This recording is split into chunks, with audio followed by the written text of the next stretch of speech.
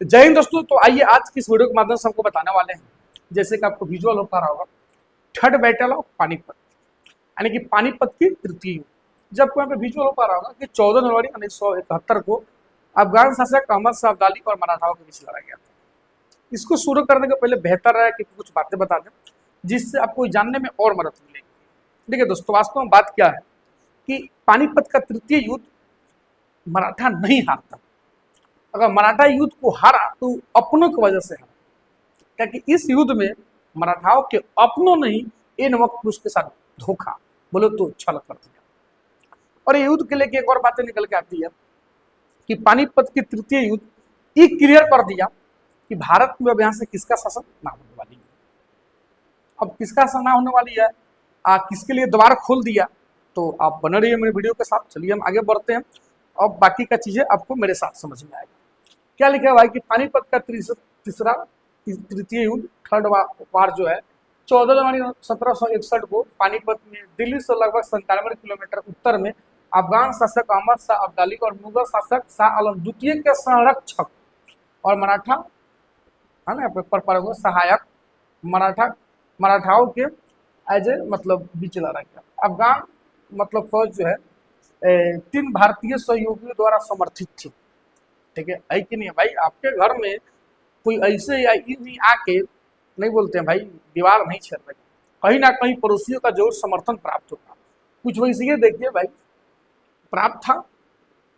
देखिए पहला यहाँ पे रोहिला नजीब उद दौला, दूसरा दोआब क्षेत्र के अफगान दोआब क्षेत्र जो पंजाब में पड़ता है, 2 नदियों के बीच किसी को दोआब बोलते हैं दोस्तों, पाकिस्तान से सटा हुआ। और नवाब यहाँ पे सुजाऊ दौला, इस सब का समर्थन प्राप्त था एज किसको, तो एज ए अफगान शासक अहमद शाह अब्दाली को।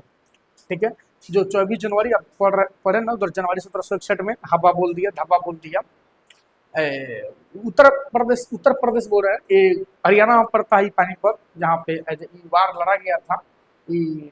थर्ड बैटल और पानीपत की युद्ध लड़ी गई थी। ठीक है, जैसे कि आप देख पा रहे हैं 14 जनवरी 1761 को। ठीक है, इसमें एज ए मराठाओं का हार हुआ था। अगर मुद्दा पे आ जाए तो मराठाओं का हार हुआ था। ठीक है, देखिए इधर मराठा पराजय मतलब इस पराजित हो गया था। ठीक है, सदाशिव राव भाऊ, यहाँ पे शमशेर बहादुर, इब्राहिम खान गार्दी, विश्वास राव, जानकोजी सिंधिया की युद्ध में मृत्यु हो गई। मराठाओं को पूरी तरह से कुचल दिया गया था, लेकिन उनकी बहादुरी अफगान सेना पर भारी पड़ी। अहमद शाह अब्दाली को अफगानिस्तान वापस जाने के लिए मजबूर होना पड़ा। मतलब अहमद शाह अब्दाली कुछ खास नहीं, लूट उठ के फिर वो अपना वापस चला गया। रिजल्ट में आइए तो यह युद्ध जो है मराठाओं के लिए बहुत बड़ा आघात था। उन्हें अपने बेहतरीन सरदारों और सैनिकों को खोना पड़ा, जिससे उनकी राजनीतिक प्रतिष्ठा को धक्का पहुंचा। सबसे बढ़कर मराठाओं की इस हार के कारण अंग्रेजी ईस्ट इंडिया कंपनी मजबूत हुई और इस कारण मराठा मतलब फिर कभी मुगलों का विकल्प प्रस्तुत करते मतलब नहीं नजर आया। यानी कि इसमें मुगलों का और मराठाओं का भारत में शासन नहीं रहेगा तक की जरूरत है। तो फिर भाई द्वार किसके लिए खुल गया, तो द्वार जो है यहाँ पे अंग्रेजी ईस्ट इंडिया कंपनी यानी कि ब्रिटिश ईस्ट इंडिया कंपनी के लिए भाई द्वार खुल गया। यानी कि जो ब्रिटिशों का हम लोग 200 सालों तक गुलाम थे, अगर आपसे ये पूछा जाए कि उसके लिए भारत का द्वार खोलने का काम कौन किया, तब पानीपत का तृतीय युद्ध किया। इसमें भाई कोई शक नहीं है, आप निसंकोच ये बात को बोल सकते हैं कि उसके लिए द्वार खोलने के काम पानीपत का तृतीय युद्ध किया। तब तो बाद क्या बोलते हैं 1757 में देखे ना 61 हुआ। ठीक है कि नहीं, अगर पहले 1757 में अंग्रेजों से पलासी का युद्ध लड़ था, लेकिन जैसे देखा 1761 में वो लड़के जीतिए गल था, बंगाल को अपना अंडर में कर लिया था। लेकिन 1761 में देखा कि तो दोनों गोरा फंस हो गया सब, यही दोनों गोरा से डर था। थोड़ा देर के लिए मुगल तो कमजोर होता जा रहा था, लेकिन मराठा का पूरा दबदबा था। लेकिन जब ये दोनों 1761 में पानीपत के तृतीय युद्ध में जैसे कुछ हुआ, तो 1764 में सुनने को बक्सर